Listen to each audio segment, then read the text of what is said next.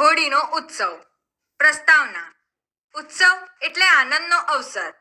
અખૂટ સાધન સામગ્રી ધરાવતા માનવીના જીવનમાં તો કદાચ પ્રતિદિન ઉત્સવનું વાતાવરણ હોય છે, પણ જીવનના સામાન્ય દિવસોમાં સાધનોના અભાવે સંઘર્ષમય જીવન જીવતા માનવી માટે ઉત્સવનો દિવસ વિશેષ દિવસ બની રહે છે, કેમ કે આ ઉત્સવના દિવસે તે પોતાના સામાન્ય જીવનને વિસરીને વિશેષ આનંદ અનુભવતો હોય છે.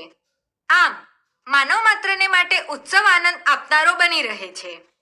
ઉત્સવને મનાવવા માટેના નિર્ધારિત આચાર વિચારો છે.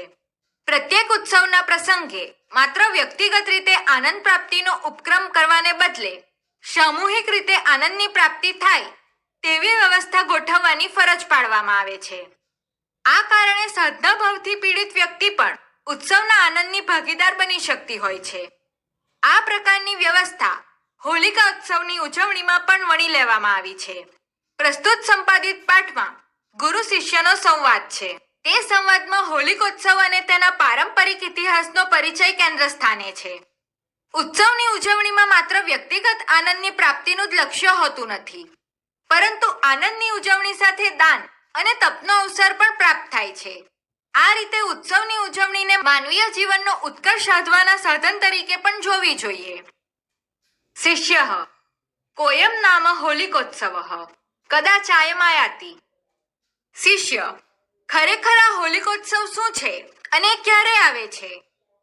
ગુરુ હોલિકાયાः ઉત્સવः હોલિકોત્સવः સ ફાલ્ગુન માસસ્ય પૂર્ણિમાયામ તિથો આયાતિ. ગુરુ, હોલિકાનો ઉત્સવ એટલે હોલિકોત્સવ તે ફાગણ મહિનાની પૂનમને દિવસે આવે છે. શિષ્ય કેયમ હોલિકા. શિષ્ય, આ હોલિકા કોણ છે? ગુરુ, હોલિકા નામ એકા સ્ત્રી સા ચ હિરણ્યકશિપોઃ અસુરાજસ્ય ભગિની. ગુરુ, હોલિકા એક સ્ત્રી છે અને તે હિરણ્યકશ્યપ નામના અસુરરાજની બહેન છે. શિષ્ય કિમ કૃતમ હોલિકયા યેન તસ્યાઃ નામતઃ ઉત્સવોયમ પ્રવર્તતે. શિષ્ય, હોલિકાએ શું કરેલું કે જેથી તેના નામથી આ ઉત્સવ ઉજવાય છે? ગુરુ, એવમ હિ શ્રૂયતે હિરણ્યકશિપુ નામકસ્ય દૈત્યસ્ય પ્રહલાદ નામકઃ એકઃ પુત્રઃ આસીત. સઃ નિત્યં પરમેશ્વરં ધ્યાનં ભક્તિયં વ્યવહારં કરોતિ સ્મ. ભક્તિ શત્રવે દૈત્યરાજાય સહ વ્યવહારઃ ન રોચતે સ્મ. અતઃ સ સ્વકીયં ભક્तं પુત્રં મારયિતુમ અનેકથા પ્રયત્नं કૃતવાન. પરંતુ પરમેશ્વર રક્ષતિઃ પ્રહલાદઃ કથમપી મરણં ન ગતઃ. અંતે તમ દહેન મારયિતુમ માયાવિની હોલિકા નામગ્નિ સ્વકીયાં ભગિનીમ હિરણ્યકશિપુઃ પ્રેરયત. ગુરુ, ખરેખર એમ સંભળાય છે કે હિરણ્યકશિપુ નામના દૈત્યનો પ્રહલાદ નામનો એક પુત્ર હતો. તે હંમેશા પરમેશ્વરનું ધ્યાન ધરતો અને ભક્તિપૂર્વક વ્યવહાર કરતો હતો. ભક્તિના શત્રુ દૈત્યરાજને તે વ્યવહાર ગમતો ન હતો. આથી તેણે પોતાના ભક્ત પુત્રને મરાવી નાખવા અનેક રીતે પ્રયત્ન કર્યો હતો, પરંતુ પરમેશ્વરથી રક્ષાયેલો પ્રહલાદ કેમે કરીને મરણ ન પામ્યો.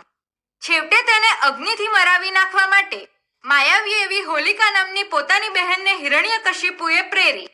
શિષ્ય કથમ હોલિકામેવ હિરણ્યકશિપુઃ પ્રેરયત. શિષ્ય, કેમ હોલિકાને જ હિરણ્યકશિપુએ પ્રેરી? ગુરુ યતો હિષા માયાવિની હોલિકા અગ્નિરક્ષિતા આસીત. ગુરુ, કેમ કે તે માયાવી એવી હોલિકા અગ્નિથી રક્ષા પામેલી હતી. શિષ્ય તતઃ કિમ સજ્જાતમ. શિષ્ય, પછી શું થયું? ગુરુ, હિરણ્યકશિપુ પ્રેરિતા હોલિકા એકદા ફાલ્ગુન માસસ્ય પૂર્ણિમાયામ તિથો પ્રહલાદમ અંકે સ્થાપયિત્વા અગ્નો પ્રાવિશત. પરમેશ્વર કૃપયા હોલિકા દગ્ધા નતુ પ્રહલાદઃ. પ્રહલાદ દસ્તુ તથૈવ સુરક્ષિતઃ એવાતિષ્ઠ. હોલિકાયાઃ દહેન ભક્તિ શિરોમણે પ્રહલાદસ્ય ચ સુરક્ષયા પ્રસન્ના પરમેશ્વરા ભક્તાઃ જનાઃ તતઃ પ્રભુર્તિ પ્રતિવર્ષમ હોલિકોત્સવ અનુભાવયંતિ. ગુરુ, હિરણ્યકશિપુએ પ્રેરેલી હોલિકા એકવાર ફાગણ મહિનાની પૂનમના દિવસે પ્રહલાદને ખોળામાં બેસાડીને અગ્નિમાં પ્રવેશી. પરમેશ્વરની કૃપાથી હોલિકા બળી ગઈ, પ્રહલાદને કંઈ ન થયું. પ્રહલાદ તો તેમ જ સુરક્ષિત જ ઊભો રહ્યો. હોલિકા દહનથી અને ભક્ત શિરોમણી પ્રહલાદની સુરક્ષાથી પ્રસન્ન થયેલા પરમેશ્વરના ભક્તજનો ત્યારથી માંડીને દર વર્ષ હોલિકોત્સવ મનાવે છે. શિષ્ય અશ્મે કાર્યાર હોલિકા કથમ ફાલ્ગુન માસસ્ય પૂર્ણિમા તિથિ સંકલ્પિતા. શિષ્ય આ કાર્ય માટે હોલિકાએ કેમ ફાગણ માસની પૂનમનો દિવસ વિચાર્યો હતો? ગુરુ પ્રાચીન કાલાદેવ ફાલ્ગુન માસસ્ય પૂર્ણિમાયામ તીથો જના નવષષ્ઠ્યે કુર્વન્તિ સ્મ તસ્યામ નવષષ્ઠ્યેષ્ટો હોલિકા પ્રહલાદ દામાદાય અંગો ઉપાવિશત. ગુરુ પ્રાચીન કાળથી જ ફાગણ માસની પૂનમના દિવસે લોકો નવા ધાન્યનો યજ્ઞ કરતા હતા.